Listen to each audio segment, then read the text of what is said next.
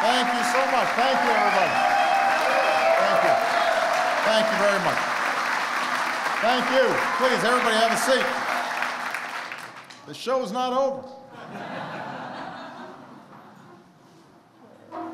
To all the tremendous artists from all the genres and backgrounds who joined us tonight to pay tribute to the one and only Sir Paul McCartney. Thank you so much.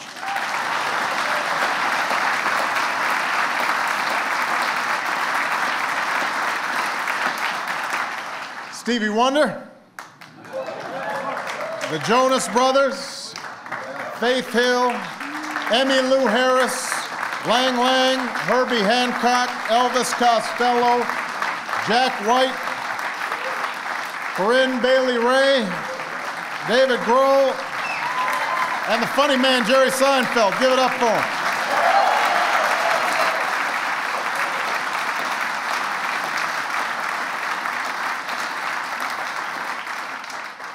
We also want to thank the Gershwin family, as well as the Library of Congress and Dr. James Billington, as well as PBS for helping to put this together. You know, Dr. Billington has done extraordinary work at the Library of Congress, and his deep commitment to preserving America's cultural heritage for future generations is something that we all treasure. We have a number of members of Congress, a number of dignitaries here tonight. I want to make special mention of our outstanding Speaker of the House, Nancy Pelosi.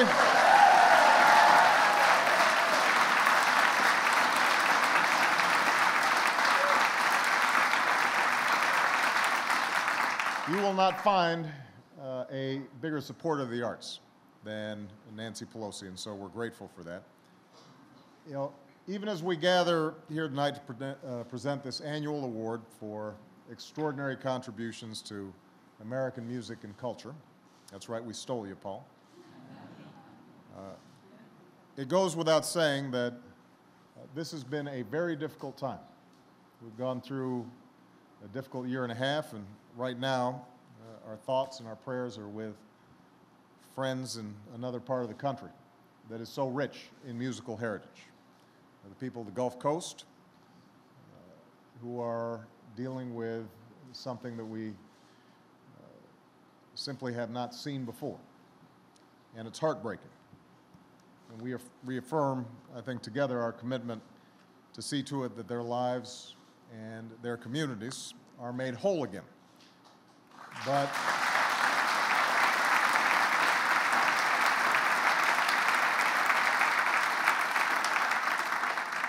part of what gets us through tough times is music, the arts, the ability to capture that essential kernel of ourselves, that part of us that sings even when times are hard. And it's fitting that the library has chosen to present this year's Gershwin Prize for Popular Song to a man whose father played Gershwin compositions for him on the piano, a man who grew up to become the most successful songwriter in history, Sir Paul McCartney. Now,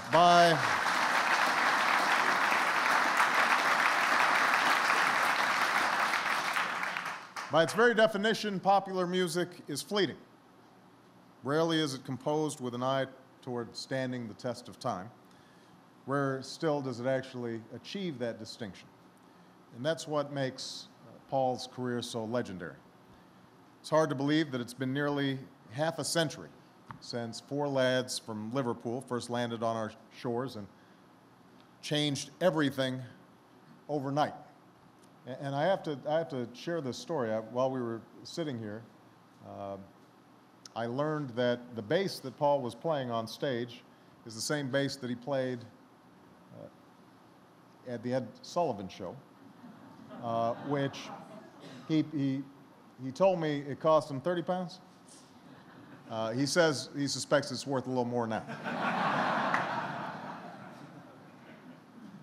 But the Beatles, they weren't the first rock stars.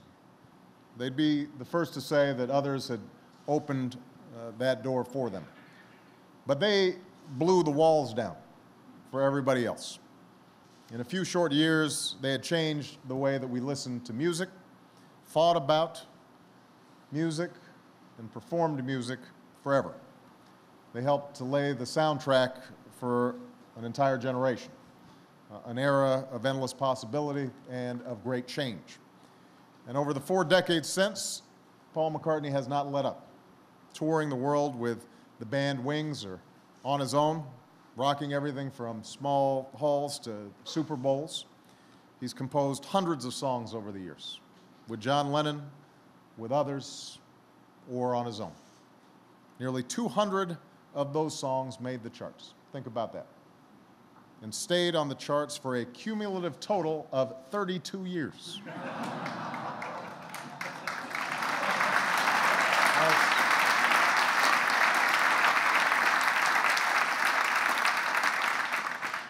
And his gifts have touched billions of lives. As he later confessed of the Beatles' first appearance on The Ed Sullivan Show, where he carried that bass out, that one evening that changed everything, Paul said, "Luckily, we didn't know what America was. We just knew our dream of it, or we probably would have been too intimidated." Tonight, it is my distinct pleasure to present America's highest award for popular music on behalf of a grateful nation, grateful that a young Englishman shared his dreams with us. Sir Paul McCartney.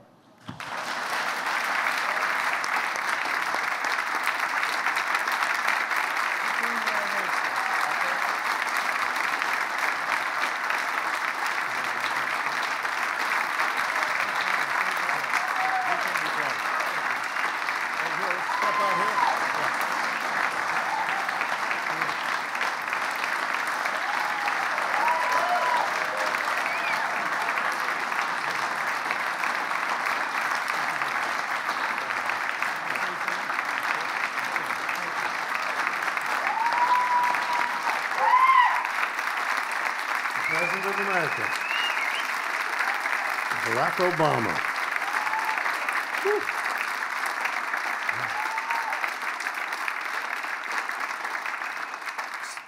Thank you very much. This is such a fantastic evening for me. I mean, getting this prize would just be good enough, but getting it from this president,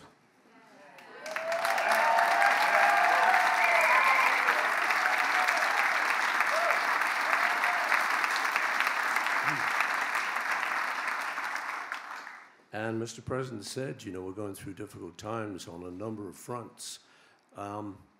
But when I knew I was coming here tonight, I knew I had to say that even though we all know you've got lots of really difficult issues to deal with, I just wanted you to know you have billions of us who are rooting for you, and we know you're going to come through.